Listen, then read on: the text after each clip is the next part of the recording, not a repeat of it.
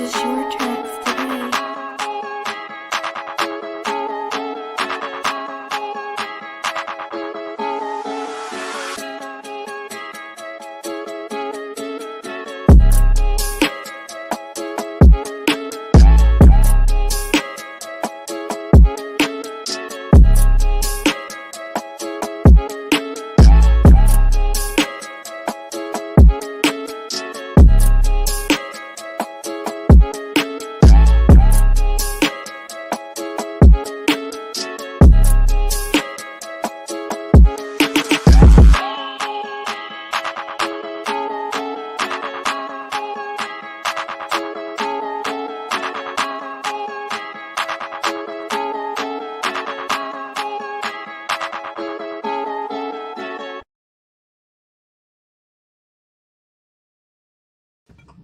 Welcome back to your favorite sports competitive betting show. I am your host, Josh Elliott. Playoffs are now set, but we know who made it, we know who didn't make it. But for those guys that made it, they are fighting for seating position. And for the guys that didn't make it, well, there is a consolation prize they're going to be playing for, which will be a Player Athletics gift card. So these guys are still motivated to give you guys winners. So strap in. It's going to be a good one. Let's see who's entering in the sports betting arena tonight in the red corner. Very curious as to where this guy goes this week after with no college football, basically, except for the Army-Navy game. Not sure if he bets on it, but I really hope we get a spike play tonight, bringing the action. It's the action, Jackson. Welcome. Derek, how's it going, my man? Going good. Disappointing year, but looking to end on a high note, build some momentum into the next season. Let's go. Absolutely. Always need that momentum going into the next season. So you're going up against, in the blue corner, he's always got some soccer for us as well as some football. We might see some homer picks. We might not. It don't matter. This guy will be making some picks. It is James makes picks. How's it going, my man? What is going on? I'm just like Derek here. Disappointing season, but I mean, a gift card, that's a good consolation prize. Plus, I love giving out winners. We all want to give out winners no matter what we're gonna win. So I just hope to give out some more winners this week, much like last week. Absolutely. Yeah, last week it was a good week, so let's continue that. In our next matchup here, 2 years in a row making Call Your Shot playoffs. I feel like this guy is an underdog every year, but nobody takes him seriously for some reason. Yet here he is, 2 years running, looking to get his second title. It's season one winner, Call Your Shot winner, Luke Hardo. How's it going, my man? I feel like Mike Wazowski right now. Like I'm like right here in the middle, so we're good. No, Josh, I'm doing good. I just saw the funniest commercial with this Minnesota Vikings Thursday night game. Somebody said they just got a round trip flight to Tokyo for $230. That sounds like a steal to me. Yeah, no shit. Wow, $230 to go to Tokyo. Hell yeah. Yeah. No, I'm ready, Josh. This is it's been a great year, and it's always fun being around these guys, and hopefully go 4-0 this week. We'll see. Yeah. A little momentum going into playoffs for you. That'd be nice. Now you're going up against, in the red corner, looking to stay at the top of the leaderboard. This guy is profiting already over 28 units so far this season, so you best listen up. If you're wondering who the source is for that scoop, it's this guy. It's Source Podcast. Joel, how's it going, my man? It's going well. It's also been a disappointing season for us here, and not been the greatest NFL season, but it's been a good Call Your Shot season. And we're going up against, I think, the toughest opponent we've ever faced, the man who handed us a loss in the playoffs last time around. So we're hoping to bring you some winners, but we're also bringing some huge dogs into the mix here. So it's going to be exciting. Not just in the playoffs, in the final, he got you. True enough. This is a little repeat of last year's final. I love it. I'm always looking forward to this. So you guys know the format: 4 picks, 7 units, most profit wins. They can make a spread pick, money line pick, prop pick, anything that they think will make you money. There are no rules except for one: value must be or no greater than plus 350. We are also making these picks for Friday, Saturday, Sunday, and sometimes Monday. Games picked tonight could have a potential value change or a line change. So, for example, Miami Heat, or just hypothetically, Miami Heat are favored by 4.5. Tomorrow, that could be 5.5, 6.5, or the other way around. It could be 2.5, 1.5, if not maybe down to an underdog. So bet with us now. Grab a drink, grab your friend, grab your grandma. I do not care. Let's make some bets and let's have some fun here tonight, gentlemen. I'm going to start it off with, I'm going to go to Derek for his first one. What do you got, Derek, for your first pick? Okay, first play that I'm going to roll with this week is San Francisco 49ers -1 for 1 unit. First thing I see when I looked at this game was you had the Niners opened up as the underdog, and that has already moved to them being the favorite. Mind you, less ticket count is currently on San Francisco, but a higher money count. What that tells me, that's the sharp money hitting San Francisco early in the week to push this number over a pick 'em. So that's kind of the quick background. But the Cincinnati Bengals right now, such a beat up team in my opinion. You got Joe Burrow, who we all saw get nicked up last week with the pinky finger. He's still going to play, but how's that going to affect his grip, his release? You got a couple of offensive linemen that are dinged up right now. You got a linebacker dinged up, a cornerback dinged up. They're just kind of limping into this game. San Francisco, they are also kind of limping into this game. I mean, I'm reading articles where Deebo Samuels might be the running back this weekend. Like they're looking for guys to just hand the ball off to right now. But I don't know if a running game is really what they're going to need in this matchup. I feel like they can pick them apart with a West Coast quick pass offense and chip away at the Bengals defense. And lastly, I know I said this to James, 5-6 weeks ago. He showed a prop bet of a Bengals win total, and I think you're going to end up cashing that. But at that time, I was telling you, I just was not a believer of this Cincinnati team. I feel like they had a really easy schedule to start the season off. Then they had that impressive win against the Ravens. Give them all the credit in the world for that win. But their schedule is really getting tough down this last final stretch, and I just see this as a team that's going to kind of fade away and really limp into the playoffs if they even get there. But yeah, first play, San Fran -1. I want to ask you just more specifically on this line. Now I get it since he's at home. Now Vegas always gives them 3 points, but that being said, with everything happening going on, Cincinnati kind of falling from the sky a bit. Do you think this line is kind of a safety net for Cincinnati bettors, or is Vegas kind of predicting maybe that they will maybe bounce back a bit here, or what's your overall thoughts on this line? So I thought it was an odd one, to be honest with you. I originally thought the wrong team was favored.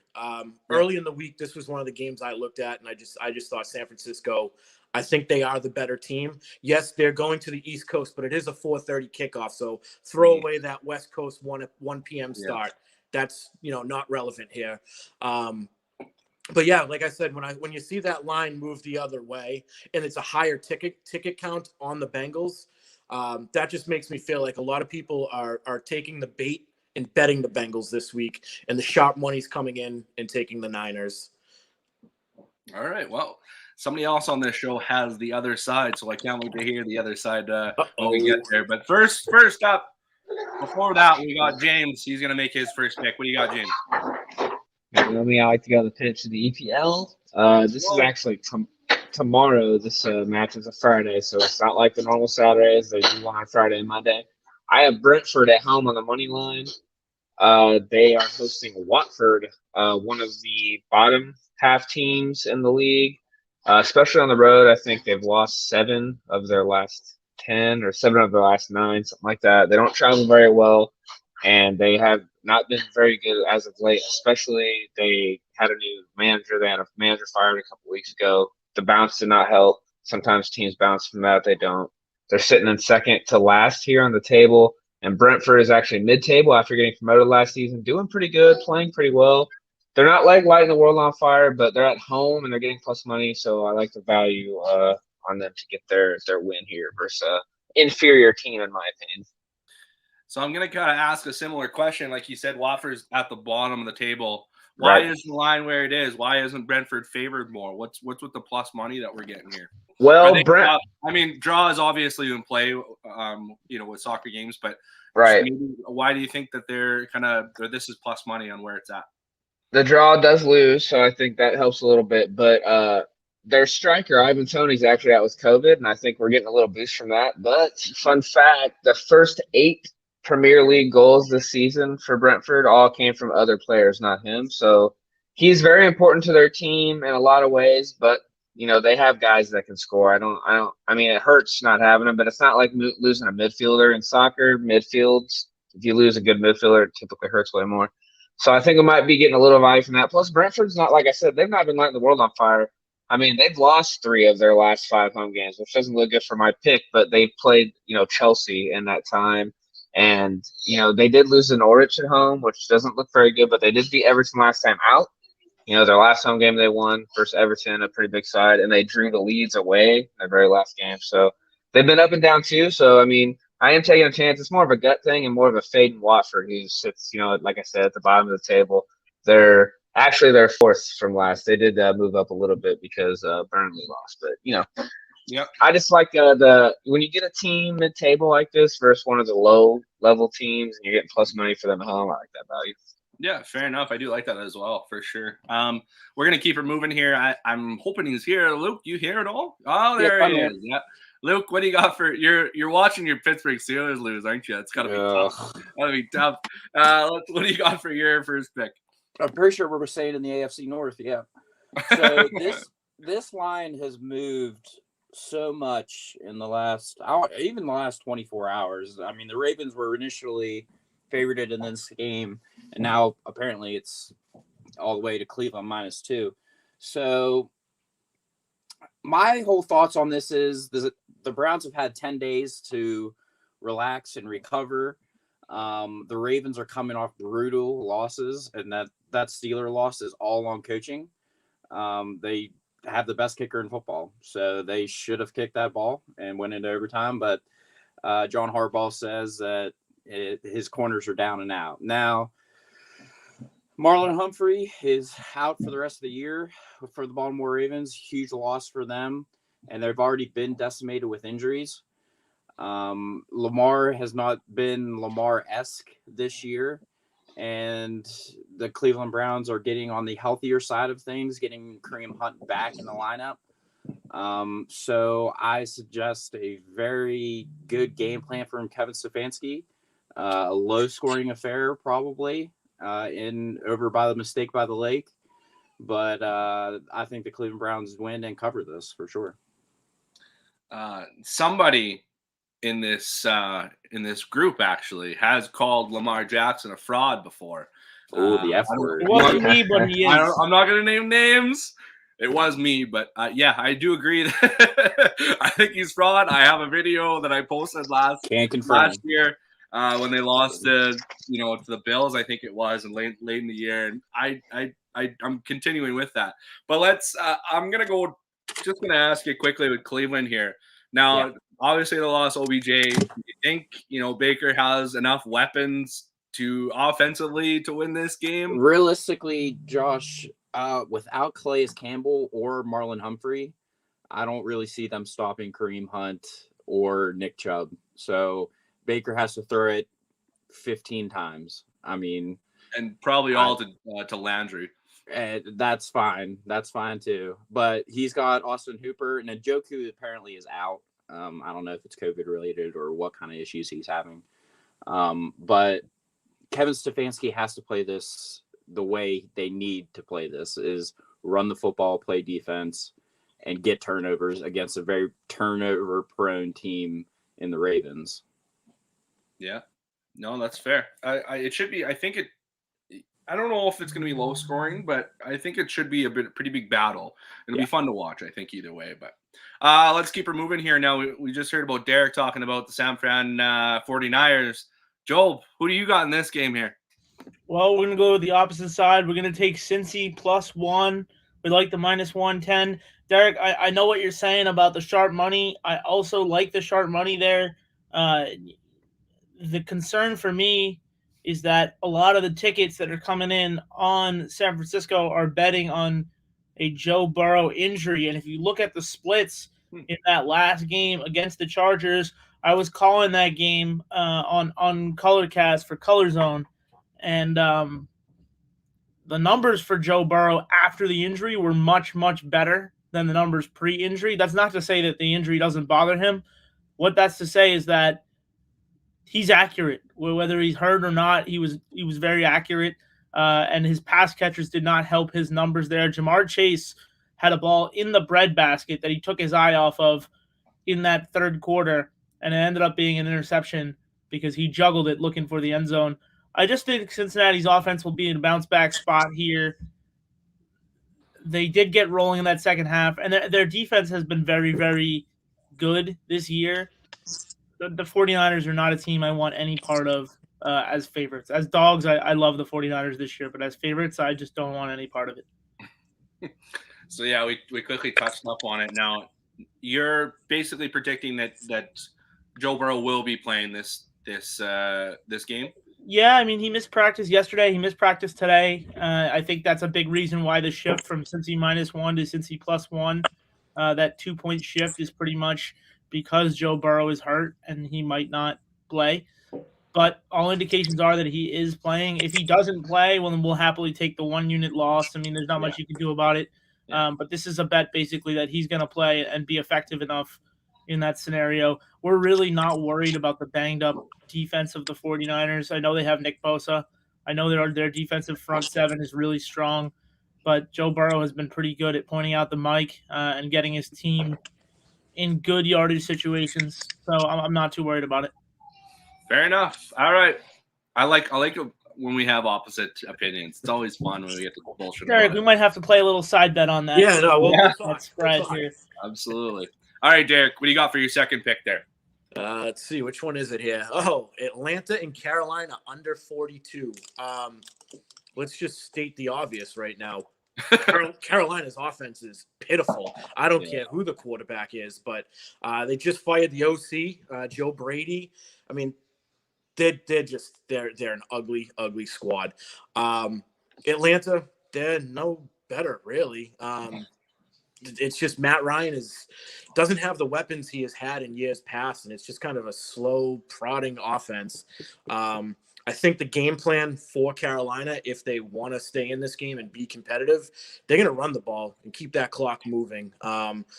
So I just really don't see where points come from in this game. They already played earlier this year. They put up a combined 32 points in the first matchup. I'm expecting a similar game somewhere where they score in the 30s and we hit that under. But yeah, I'm just not impressed with either offense. Neither one has flashy big playmakers that stretch the field. It's just kind of 3 yards in a cloud of dust and keep that clock moving. Yeah. You know what? Cam Newton he's a very selfish quarterback. When they get down on the 2-yard line, he's running it in, or he's going to try and run it in. I seen last week they had he tried two times for sure when he had McCaffrey in the backfield, and they didn't even bother giving it to him. It was just crazy to me. Yeah, there was nothing more embarrassing than that Miami game. I mean, he got pulled. He looked terrible, but he scored a touchdown and tried getting all the teammates over to do some sort of dance celebration. And it was like nobody wanted any part of it except for Cam. It's like, look at the scoreboard, bro. You guys are getting your asses kicked. Yeah, and you're playing, but you want to dance. Yeah, and I get it. That was his team that was their quarterback for so many years, and then he left, and now you're coming back, but it ain't the same team. It's kind of tough to rally guys around that. But it'd be interesting to see what they do next year, and with hopefully McCaffrey healthy. But fuck, he hasn't been healthy in I don't know how many. It hurts to not have McCaffrey, but really what you need is a quarterback. I mean, if they had Teddy Bridgewater still on this Carolina team, I think they could really make some dents. I think they're just hurt super bad for a quarterback.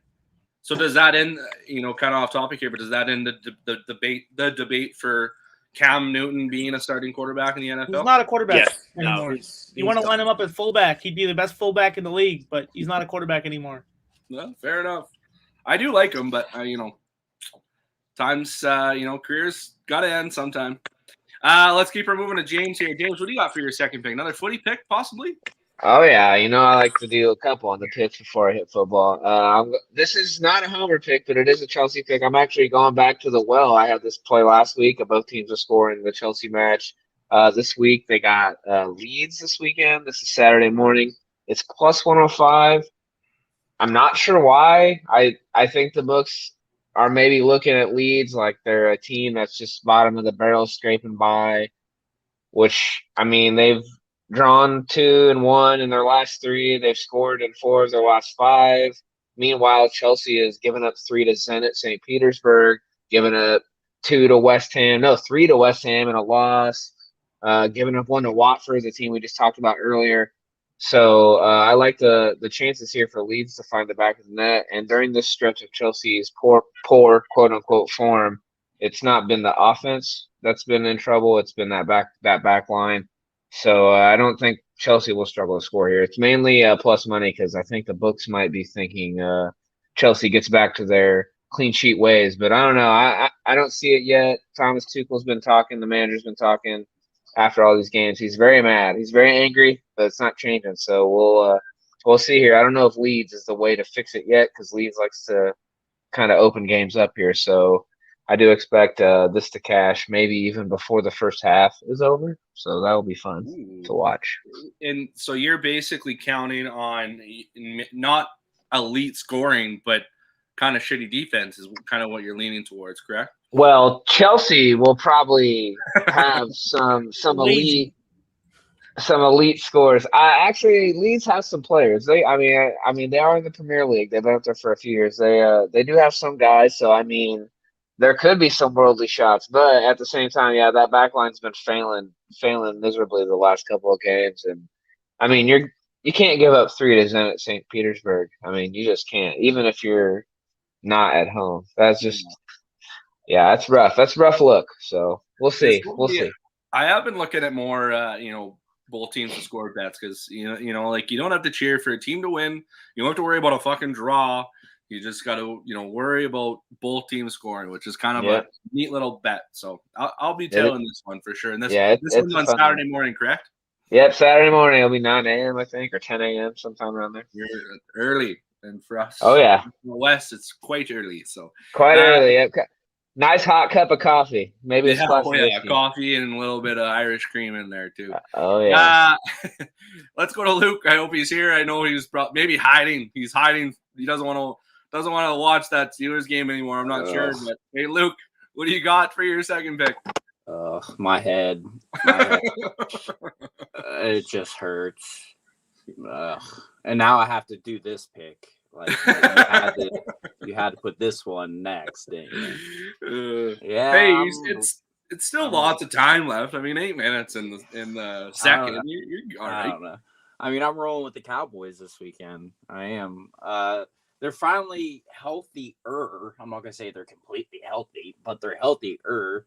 Getting Amari Cooper back. Zeke's knee looks okay, but I like Tony Pollard instead anyways, so it don't really matter. I know they're in Washington, I do believe, for this game. So I know it's a in-division game, but I think the Dallas Cowboys can pull this one off just because I think that it's Taylor Heineke's week to come down off his pedestal this week, and this whole Washington team living their dream right now in the NFC least. So I'm hoping the good Dallas Cowboys team decides to show up and play this week because that would be amazing for me.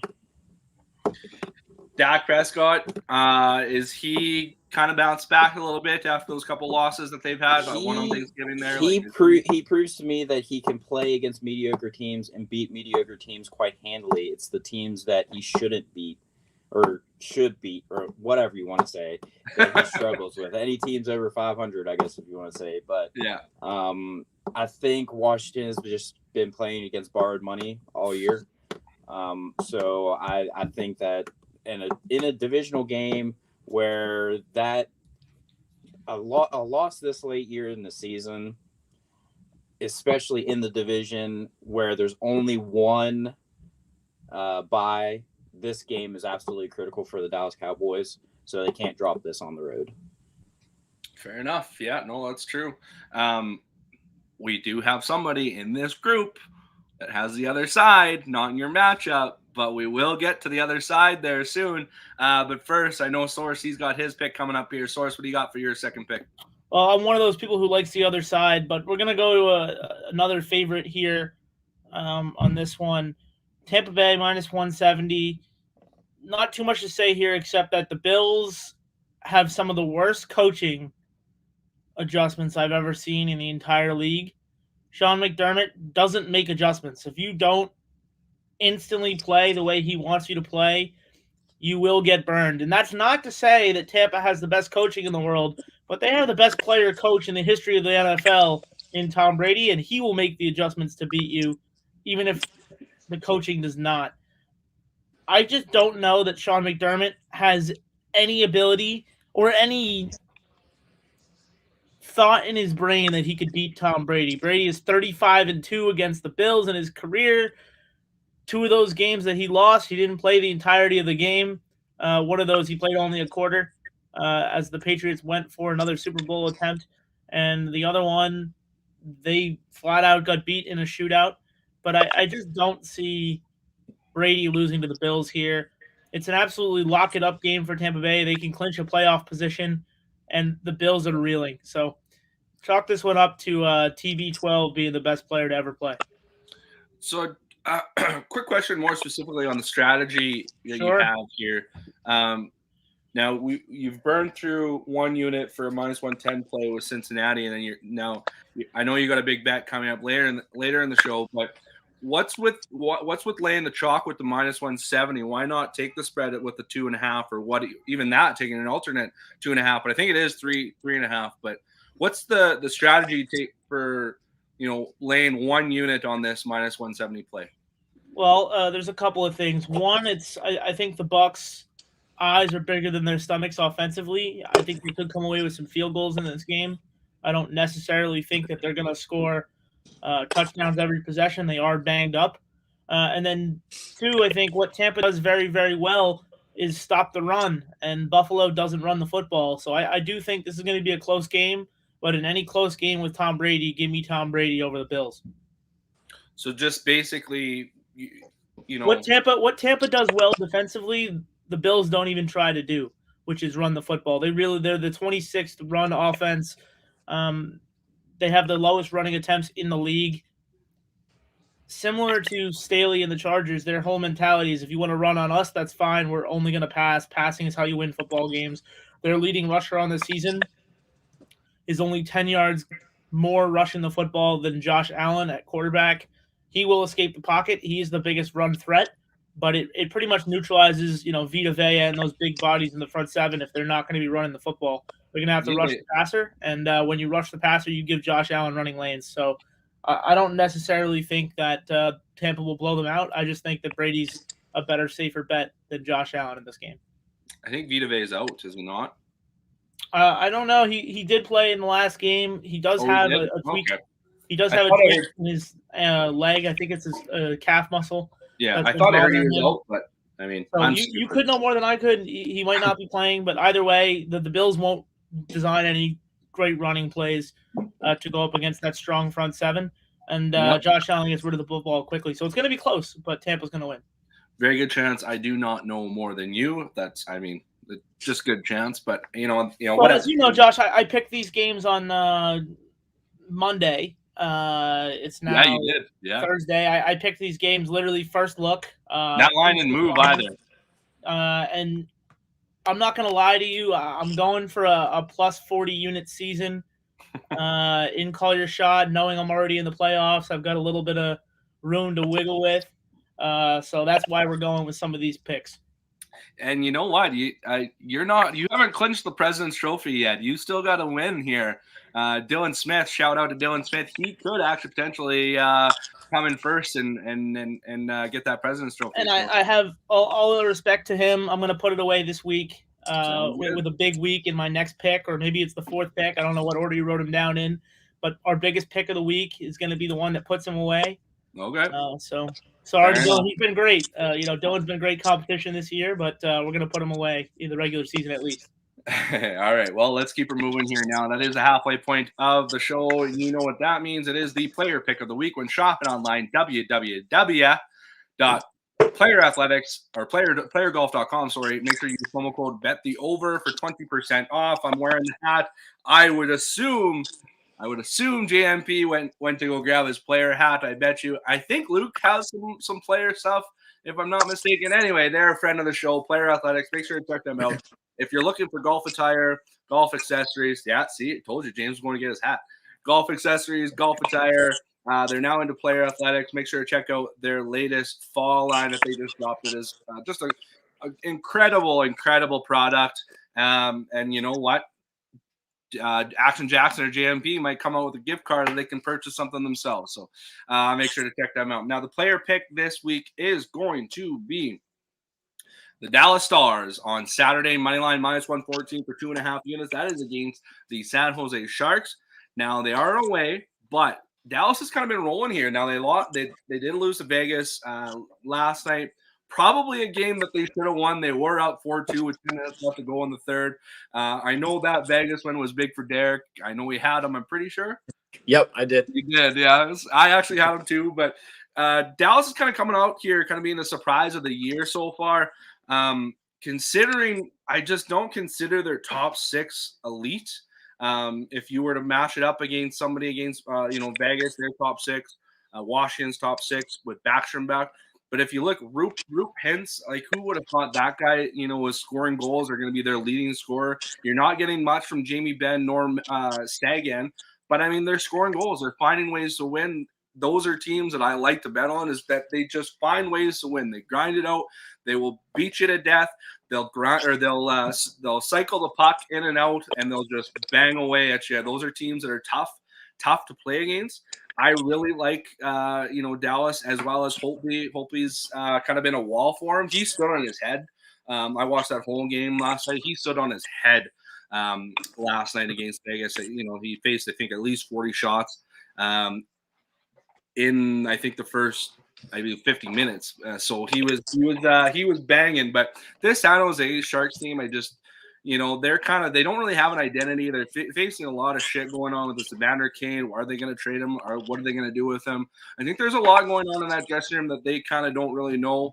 I do think they are better without him because I think he was a cancer. But that being said, there's just kind of no identity to the team. We don't know if they're, a scoring team or a grinding team.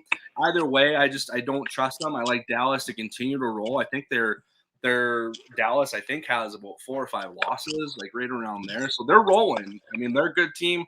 They're going to be back probably in the playoffs again, and they're just going to grind teams out like they always do. So give me, the Dallas Stars money line -114 on Saturday for 2.5 units.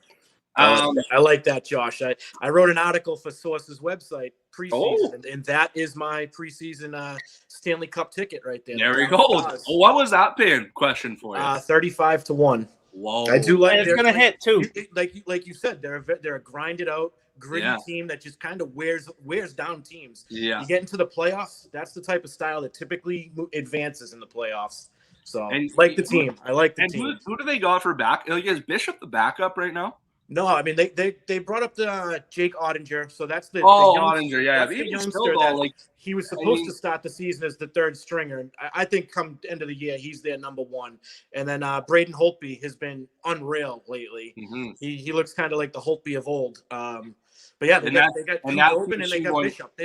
They've got 4 NHL goalies on that roster. Yeah. So wouldn't shock me if they can move one of those guys down the stretch and get, maybe a depth defenseman, a depth winger, something to help that team be a little bit deeper come playoff season. Yeah, I agree with you. They've been looking so good this year so far. It's been a surprise, and so well on the road, which they struggled with in past years, right? They're a big home team play, but yeah, they've been great. It's been fun to watch them. So let's keep her moving to the third round here. Derek, what are you running for your third pick? Okay, so we heard about it already on the other side, but now we get the other, on the 49ers, now we get the other side here. What do you got? All right, so this third pick, I'm going with the Washington football team +4.5. Now, early in the week, I was on a radio show, did a quick bit Monday night, and the host asked me about this game. At that time, I was like, I really don't have a pick, but if I'm forced to pick one, I'm going to roll with Washington +4.5, home team in a divisional game. The more I looked into that game this week, the more I fell in love with Washington. And this could potentially be my spike play this weekend. Ooh. If there is one, this is it. I like what they've been doing this last month. They have been playing pretty damn good football.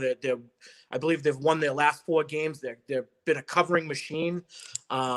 Yeah, their defense is banged up, and they're not the same defense they were last year. But I think the offense is better with Heineke. And Gibson is proven to be an every down back. He does everything for them. So they've got weapons on that offense that can move the ball. Dallas, on the other hand, I know it was brought up that, the receivers are back. They're looking healthy, but that running game just has not really impressed me. I do agree Pollard is probably the better of the two for that particular offense, but they still look to give the ball to Zeke in every situation, which just baffles me. So until they just realize that Zeke is not Zeke of 5 years ago, time to move on and let Pollard be the goal line back and get more snaps in the field. I think they're just kind of hamstringing themselves offensively. And then, the Cowboys defense, again, they don't really impress me. So I look at this game and I feel like both offenses are probably going to move the ball pretty well, and both teams are going to score. So give me that 4.5 in a game where I feel like it could be field goal either way.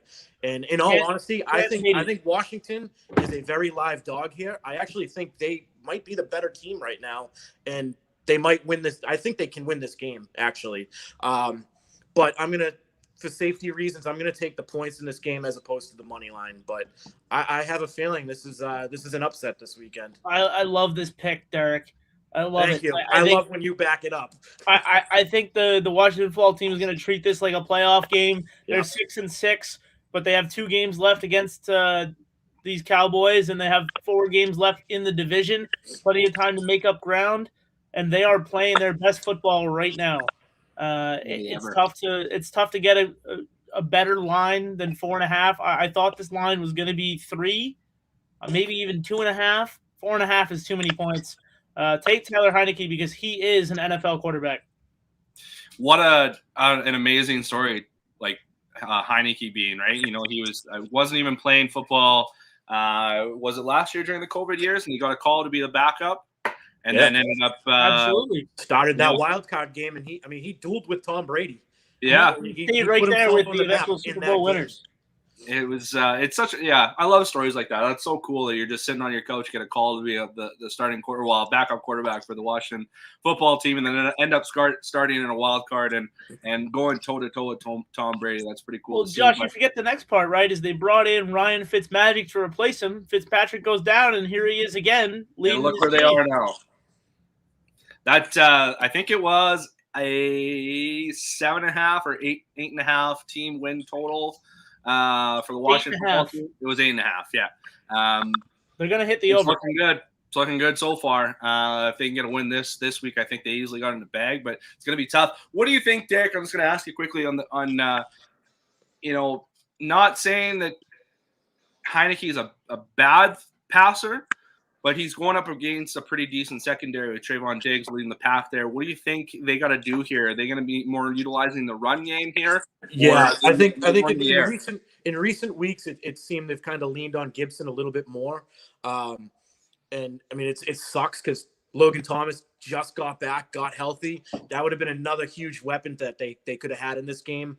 But yeah, no doubt Diggs is having an amazing year, and I think teams are starting to shy away from even throwing the ball to his side of the field. I mean, I think he had 8 interceptions right off the bat to start the year, and I don't know if he's had one since. I can't think of one, but yeah, for sure. He's a shutdown corner that may take Terry McLaurin out of the game a little bit.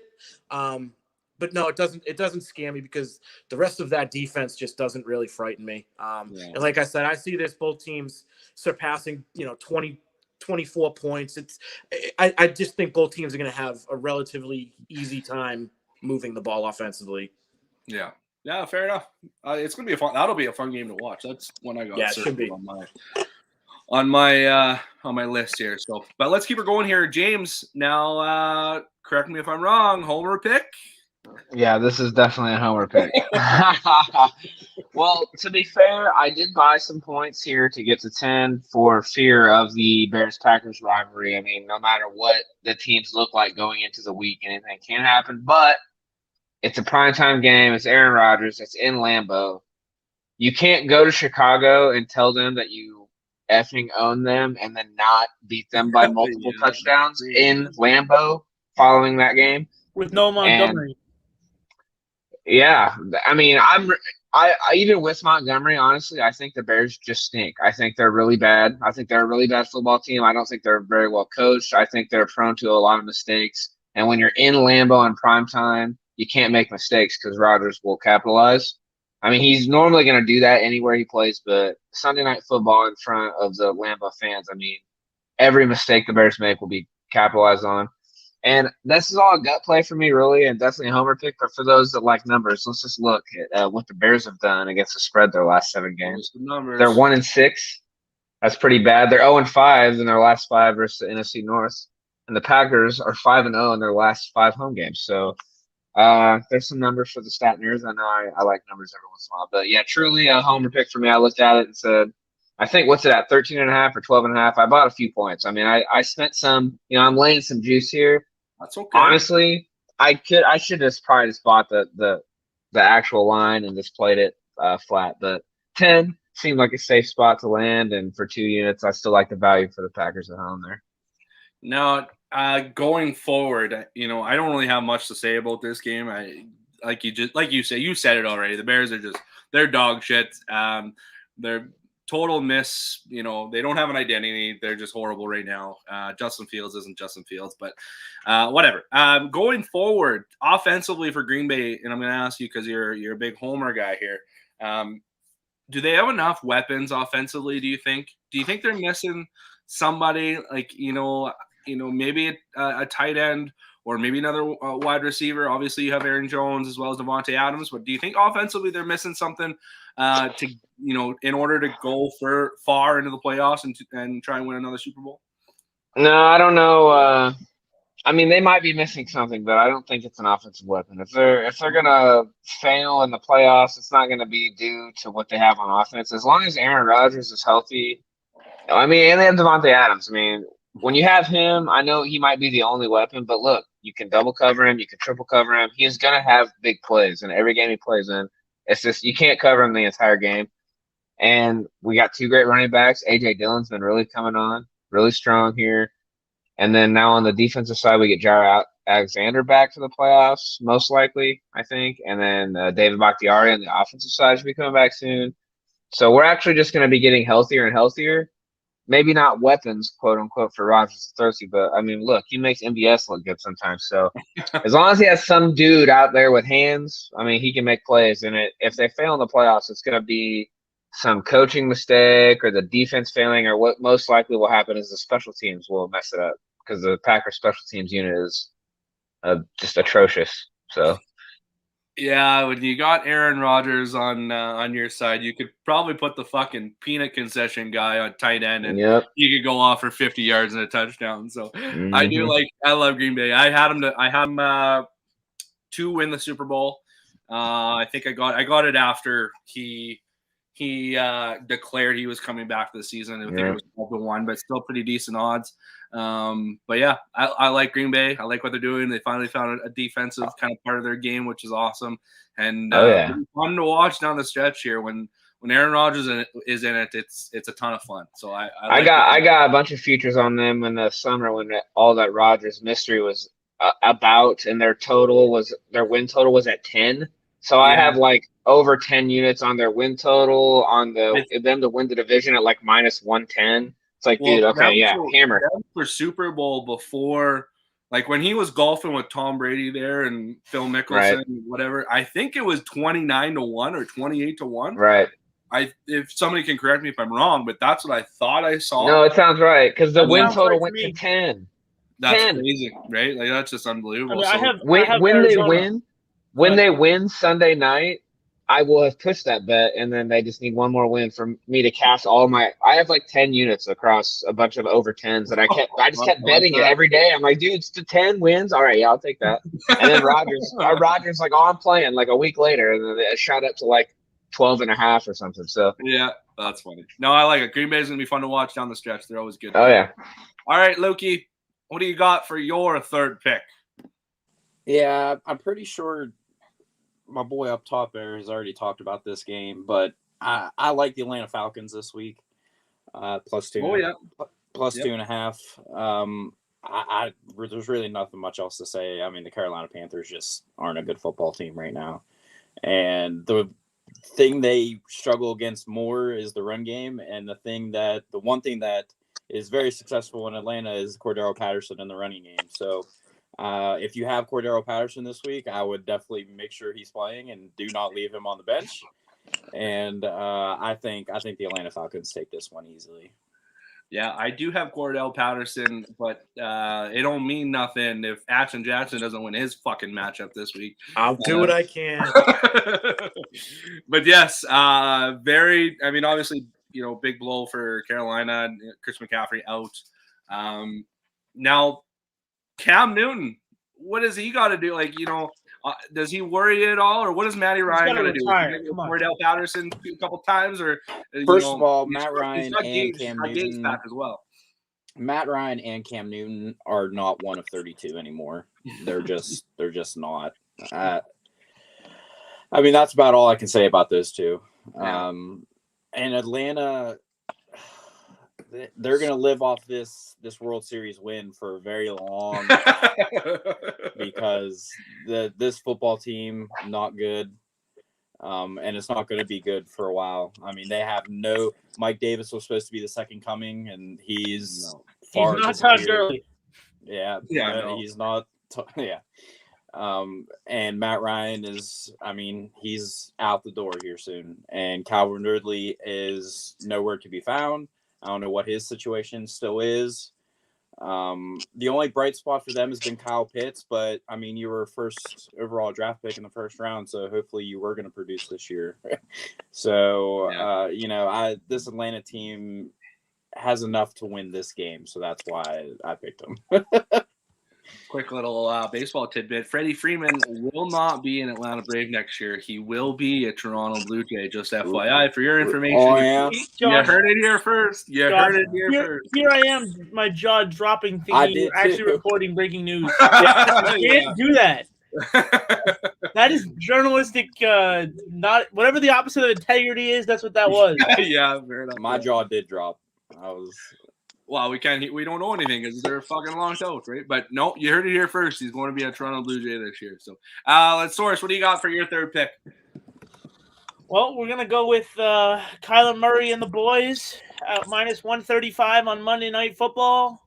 As you guys know, I've been beating the drum of Kyler Murray for MVP all season at plus 1,800. I've been beating the drum of Arizona to win the Super Bowl at plus 2,175. And then again at plus 2,300 the day they signed J.J. Watt. This team is just so much better than people give them credit for. And the reason people don't give them credit is twofold. One is because Cliff Kingsbury is not a good coach. In the regular season, you don't need a good coach if you have a good quarterback. They have one of the best 5 quarterbacks in the league in Kyler Murray. If he wasn't glass, he would win the MVP this season. He missed 3 games because his coach is slow walked him back, which is the right move for a Super Bowl run, but it cost me my plus 1,800 ticket, so I'm not a huge fan. But they're going to win on Monday Night Football against the Rams. Matt Stafford looks hurt. This offense hasn't put it together for the Rams as of yet. And frankly, what happened to the defensive line of the Rams being the next 85 Bears? They just haven't materialized yet. That combination of Von Miller and Aaron Donald and Jalen Ramsey in the back end, it just hasn't shut down opponents as of yet. So do you think maybe, they haven't played together for very long? I mean, we're talking weeks, right? So, I mean, now are we thinking maybe that this is going to be a game where they bring it all together? Obviously you don't, but do you think that's a possibility?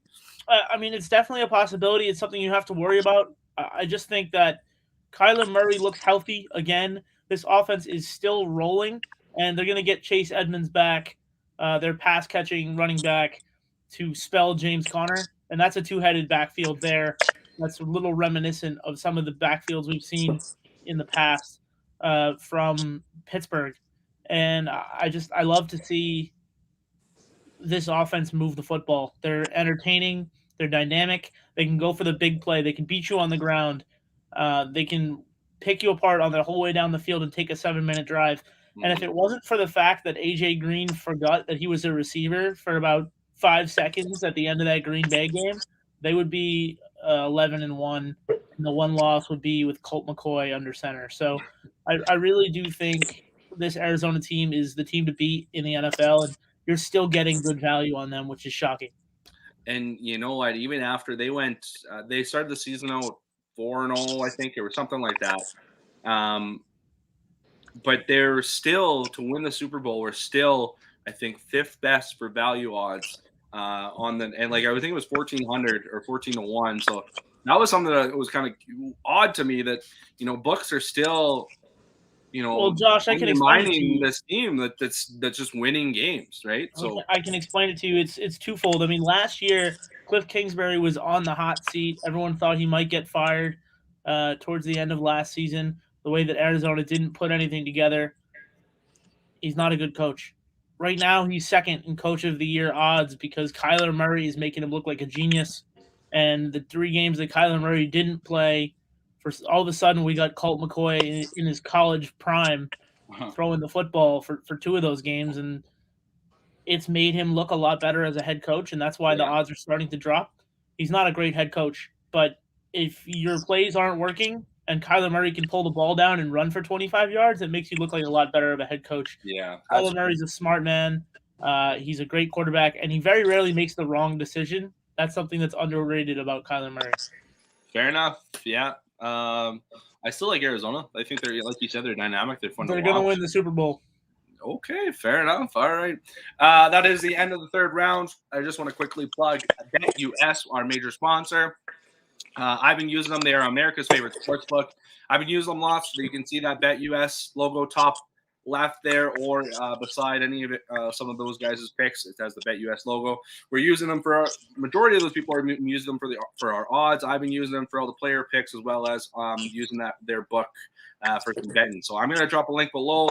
Click that link below. Sign up. When you sign up, you will get your first deposit will match up to 125%, up to $2,500. Or if you want, go to their website, use the promo code Call Your Shot for that same deposit bonus. So yeah, check them out. America's favorite sportsbook. I've been using them lots here. So let's last round, fellas.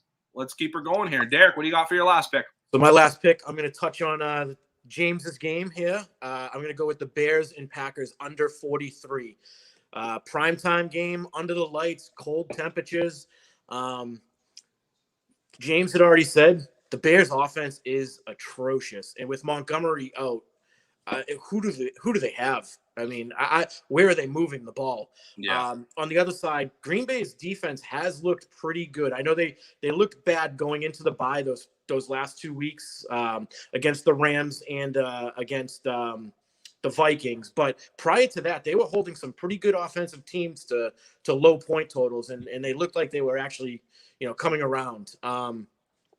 On the other side of the ball, I feel like Chicago is going to play some inspired defense, especially after the way Aaron Rodgers, said he owns Chicago. I feel like those guys are going to have a little something to prove and something to give to Aaron. So I could see that Bears defense kind of holding strong for a little bit in that game before they start giving up some points.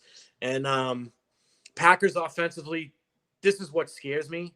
They can kind of name their number in this game. So if they want to just let that offense roll, they could probably touch this number themselves. But I think coming out of the bye, their focus is going to be get a win and get moving, get rolling, because they got to get this team healthy and ready for the playoffs. So I don't think that they need style points or to embarrass the Bears here in this game. I could just see protecting Aaron, keeping him, safe and protected in that pocket, and just using those two beasts they got in the backfield at running that ball and keeping that clock moving. So yeah, I'm going to roll with the under.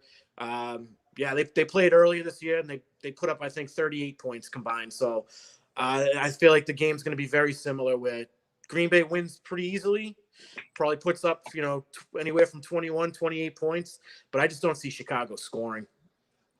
Yeah, I was going to ask. I had a question in my head, and you kind of answered it. But Green Bay is a team that can put up 30, 35 points, even Yeah. if not more. On a scale of 1 to 10, how worried are you about them scoring 35 to 40 points? I'm gonna go on the lower end. I'd say 3 or 4. Okay. Yeah. Because like I said, it's nighttime, it's prime time. It's probably gonna be 20 degrees up there. And like I said, they're coming off the bye, so I think that this is kind of a game just like kind of roll into it, execute, and get out of there. Get out of there with the win. Just execute, play a flawless. Nothing stupid. Because the week off was probably great for Rodgers, but who knows what the toe, with that foot injury, the toe injury is like right now. Jones has been dinged up, although he came back. I just don't think they want to put these guys in harm's way right now. So I think it's just going to kind of be like a vanilla offense and beat the Bears and get the hell out of there. On to next week. No, that's true. That's fair. All right. Let's keep moving. Before we move on, Derek, is there a line that you saw when you were looking at this game on a shutout? Because now you've got me convinced that Chicago is going to get shut out. I did not see anything, but it wouldn't shock me. It's just I wouldn't bet that. Without Montgomery, it's I'm looking at now, and now I'm thinking like exact score 35-0. Like that's where I'm looking at sweet spot. Yeah, that'd be tough. Let's collab that right there. Let's collab. Let's make it happen. That's a 10-unit max whale play or whatever the hell you call it. Yeah. All right, James. We were just talking about your Homer team, but you got a different little team in mind here. What do you got for your Yeah, Arizona. I like how Joe took the money line here. I'm going to actually just take the spread for a full 2 units here, -110. He's pretty much covered everything earlier about why I like the Cardinals in this spot, but I also kind of think the Rams are broken. I'm not sure. It's like Robert Woods was the Jenga piece. I don't know if you guys have ever heard Dave Damashek talk about Jenga pieces in the NFL. Like you take one piece off a team and the whole team collapses. Maybe Robert Woods was that offensive Jenga piece because they really look lost out there, and I'm not sure that even if their defense does turn it on, how will they slow down Kyler in that offense? I mean, even if they slow him down a little bit, I don't know if their offense has what it takes to get anything done, especially with the way they've looked. And I think Stafford's hurt too. I agree with Joe. I think he's hurt. He's always hurt, to be fair. He's going to play through it, but when he gets hurt towards the end of seasons, sometimes things get away from him. But I do like them to cover this number at -110. Fun fact, I actually submitted Washington football team as a play that someone else was already on it. I almost took their money line as a play. I almost just went Washington money line, but I saw this Arizona line and decided to go with it. So I like Kyler and the boys and DeAndre to cover this -2 here. That would have been your opponent who got his lines in early. He had Washington football team. There. But we kind of talked about it. I'm just gonna tail. I'll bet it. Yeah. Why do you think books have been kind of underestimating Arizona, considering their record and how well they're doing? I'm not really sure. I think it's a little bit of that, but I think it's more that they're overestimating the Rams, especially after last week when the Packers were getting points at home versus the Rams, and the Rams were already kind of in their spiral downward, in my opinion. So the books must really overvalue LA, or I guess maybe the bettors are, and it's making them set the lines this way. But the Rams should not be. I just feel like the Cardinals should be laying more like 4.5, 5, 6.5 here, just with the way the Rams have been playing. Yeah, no, that's fair. I like Arizona, like we talked about. They're a fun team. So, Luke, what do you got for your last pick? Oh, always count on Luke when muted. Always the last always one. Count on it. Always the last one. No, so I think this is a get it right week for the Seahawks. The injury to Jamal Adams is a little concerning to me with the shoulder now again. I think this is the start of the epic collapse of what is the Seattle Seahawks franchise. And but Davis Mills is probably going to get the start for Houston. And I don't care who you put out there. Davis Mills is not 1 of 32, and Russell Wilson is still 1 of 32. So I think DK gets it right this week. I think Tyler Lockett gets it right this week. I don't know who they're going to have at running back. Alex Collins is beat up again. Chris Carson's out. So they have looks old like ass Alex Adrian Collins. Peterson. I do believe is who they have is Adrian Peterson now. Alex Collins practiced today, so it looks like Did he Alex practice? Collins. Okay. I saw they moved Adrian Peterson up from the practice squad, so don't worry. They have 45-year-old Adrian Peterson in the backfield and Russell Wilson. If this was like 2007 or 2008, I'd be so happy right now. But it's not. It's 2021, and I think the Seattle Seahawks have enough still left in the tank to get this dub against a very, very bad Houston team. So a question for you. I mean, you said get it right game for Seattle, but I mean, realistically, do they have to get it right? Like their chances of making playoffs are very, very slim. Their chances are very slim to none So, if there is any chance at this point, especially in that division, and especially how tough the NFC is this year. I highly doubt, even with 7 spots, that they can even make the playoffs at this point. So, like I said, this Houston team is on their way for sucking for, I don't know, it used to be suck for luck, and that was tank for Trevor. I don't know what it's going to be this year, but they're on the road to be doing that. That's what I know. Dump Deshaun. Well, they don't have a first round pick. Their first round pick got traded for Jamal Adams. So they're in it to win it. Los Angeles Rams don't have a pick for the next 30 years. That's disgusting. All right. Last pick here, Source. You got a big whale play here. Well, we're gonna put everybody else in the rearview mirror with this one. We're going for a 3-unit play. That's the biggest play we're gonna make this season on a 350 money line. Las Vegas is gonna beat Kansas City. You heard it here first. I'm gonna be honest. My partner doesn't like this play. I made this play. This is what's gonna happen. This is as much a fanboy play as it is knowing I have a huge buffer here to make the playoffs. So we're going to take the money line here and try to cash a quick 10 units. I think Derek Carr can seriously air the ball out and remind people that this Kansas City defense is not good. They've been good the last couple of weeks, but on the balance of the season, they're not a good defense. And I think this line, if many different things didn't happen to the Raiders this year that have happened. I mean, they've had maybe the worst luck of any franchise ever this season who didn't lose their starting quarterback. This line would be about 175 to 190 because I don't think that the teams, as far as talent, are that far apart. It remains to be seen how far apart they are in coaching because Andy Reid's a great coach, and we're dealing with an interim coach in Vegas who's never had a job as a head coach. So who knows? But Derek Carr so far this year is leading the league in passing yards, even with the weapons that he has. Darren Waller practiced today, so he will be back. There you go. There really isn't anyone, I think, defensively on Kansas City that can stick with Darren Waller. This is going to be a tight ends game, frankly. It's going to be Kelsey and Waller dueling it out. And I don't think that people realize that Kansas City is not the Kansas City that they were in 2019 anymore. People like the big names. They like the fantasy points that this team puts up because they have a lot of receptions. They have a lot of flashy plays. They're not as effective as they used to be. I like Vegas here. I think this game is going to be very, very close. So rather than take the spread, we're just going to go for the home run play here. So do you think this is more just a kind of a full-on fade on Kansas City, more or less? This is a fade on Kansas City, and then B, I really think Derek Carr is putting together a great season out in Vegas, and if he had better weapons, I think people would be talking about him more the way they're talking about Kirk Cousins having a great season because Carr is leading the league in passing yards. He's effective on third down.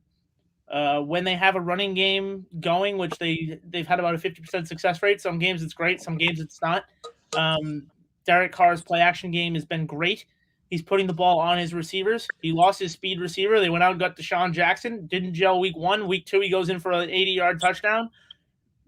There's some pieces on this team that can really, support the quarterback. And if there's anything that people have noticed about playing against Patrick Mahomes the last 3 weeks, it's that last week he had a 9.4 passer rating against the blitz.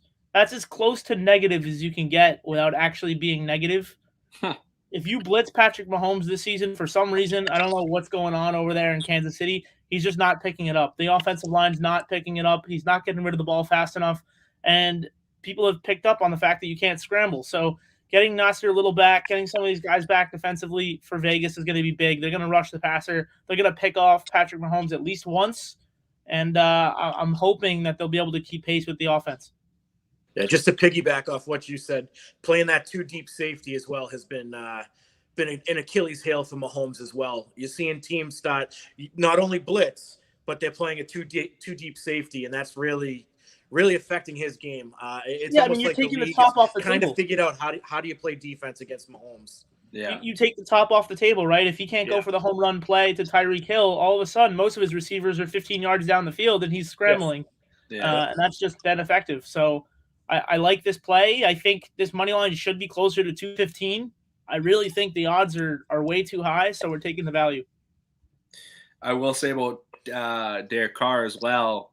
Another guy that just gets underestimated a lot. Consistently puts up, 4,000 yards. Not every single year, but a majority of the years for passing. So a guy that just kind of, he obviously a great quarterback in Las Vegas. But if he had a couple weapons around him, if you put a wide receiver one on that team, I really think they could be competing for a shot at the playoffs.